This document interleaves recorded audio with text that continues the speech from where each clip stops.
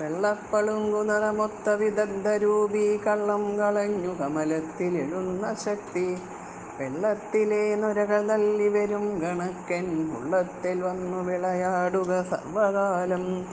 എല്ലാവർക്കും നമസ്കാരം. ശ്രീമദ് നാരായണീയം ദശകം 1 5-ാമത്തെ ശ്ലോകം.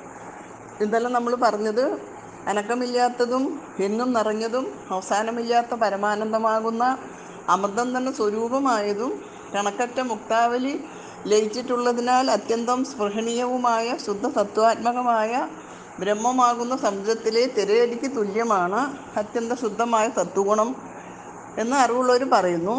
താദൃശ സത്വസ്വരൂപനായ അവിടുന്ന് എന്തുകൊണ്ട് നിഷ്കളനാകുന്നില്ല?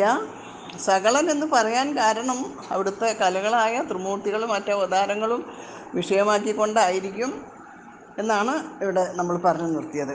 ഇനി നമുക്ക് അടുത്ത ശ്ലോകം. നിർവ്യാപാരോപി നിഷ്കാരണമജഭജസേ യത്ക്രിയാമീക്ഷണാഖ്യം തേനേവോദേതി ലീനാ പ്രകൃതിരസതി കൽപ്പാഭികൽപ്പാധികാലേ തസ്യാഹം ശുദ്ധമംശം കമപി തമതിരോധായകം സത്വരൂപം സത്വം ധൃത്വാ ദദാസി സ്വമഹിമ വിഭവാ ഗുണ്ടവൈകുണ്ഠരൂപം.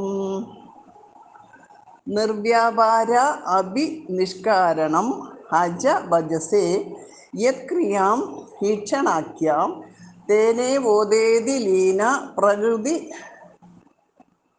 അസതി കൽപ്പാദികാലേ തസ്യാഹ സംശുദ്ധം അംശം കമപി തം അതിരോധായകം സത്വരൂപം സത്വം ധൃത്വാ ദദാസി സ്വമഹിമ വിഭവാഗുണ്ട വൈകുണ്ഠരൂപം.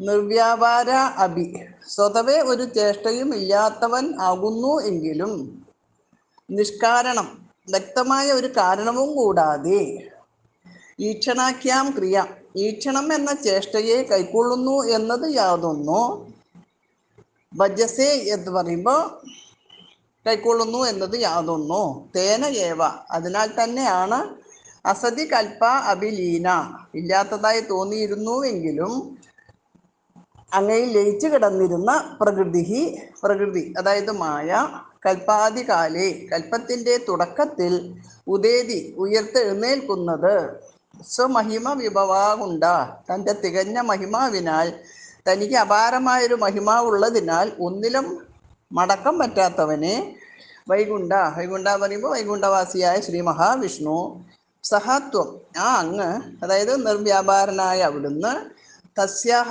അതിരോധായകം ആ പ്രകൃതിയുടെ ഒന്നിനെയും സംശുദ്ധം സത്വരൂപം കമപി മറയ്ക്കാത്തതും ഒട്ടും കലർപ്പില്ലാത്തതും സത്വഗുണം എന്ന രൂപത്തിലുള്ളതുമായ അംശം ധൃത്വ അംശത്തെ കൈക്കൊണ്ട് രൂപം ദദാസി രൂപത്തെ ധരിക്കുന്നു, അതായത് സകളനായിട്ട് ഭവിക്കുന്നു എന്ന് സാരം. അല്ലയോ അജ, അങ്ങ് സ്വതവേ ഒരു ചേഷ്ടയും ഇല്ലാത്തവനാകുന്നു എങ്കിലും വ്യക്തമായ ഒരു കാരണവും കൂടാതെ ഈക്ഷണം എന്നൊരു ചേഷ്ടയെ കൈക്കൊള്ളുന്നു എന്നത് യാതൊന്നോ അതിനാൽ തന്നെയാണ് ഇല്ലാത്തതായി തോന്നിയിരുന്നുവെങ്കിലും അങ്ങയിൽ ലയിച്ചു കിടന്നിരുന്ന പ്രകൃതി അല്ലെങ്കിൽ മായ കൽപ്പത്തിൻ്റെ തുടക്കത്തിൽ ഉയർത്ത് എഴുന്നേൽക്കുന്നത്.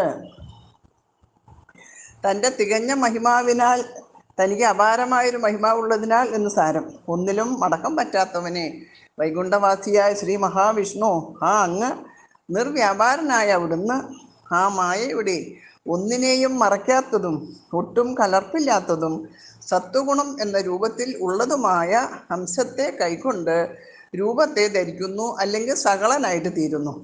കഴിഞ്ഞ ശ്ലോകത്തിൽ ചോദിച്ചല്ലോ സകളനാവാൻ എന്താ കാരണം, അതിൻ്റെ കാരണമാണ് പറഞ്ഞിരിക്കുന്നത്. നമുക്ക് ഒന്നുകൂടി വായിക്കാം. നിർവ്യാപാരോപി നിഷ്കാരണമജഭജസേ യത്ക്രിയാമീക്ഷണാഖ്യം തേനേവോദേതി ലീനാ പ്രകൃതിരസതി കൽപ്പാഭികൽപ്പാധികാലേ തസ്യാഹം ശുദ്ധമംശം കമപി തമതിരോധായകം സത്വരൂപം സത്വം ധൃത്വാ ദദാസി സ്വമഹിമ വിഭവാ ഗുണ്ടവൈകുണ്ഠരൂപം. നിർവ്യാപാരോപി നിഷ്കാരണമജഭജസേ യത്ക്രിയാമീക്ഷണാഖ്യം തേനൈവോദേതി ലീനാ പ്രകൃതിരസതി കൽപ്പാഭികൽപ്പാധികാലേ തസ്യാഹം ശുദ്ധമംശം കമപി തമതിരോധായകം സത്വരൂപം സത്വം ധൃത്വാ ദദാസി സ്വമഹിമ വിഭവാ ഗുണ്ടവൈകുണ്ഠരൂപം. സർവത്ര ഗോവിന്ദനാമസങ്കീർത്തനം. ഗോവിന്ദ ഗോവിന്ദ.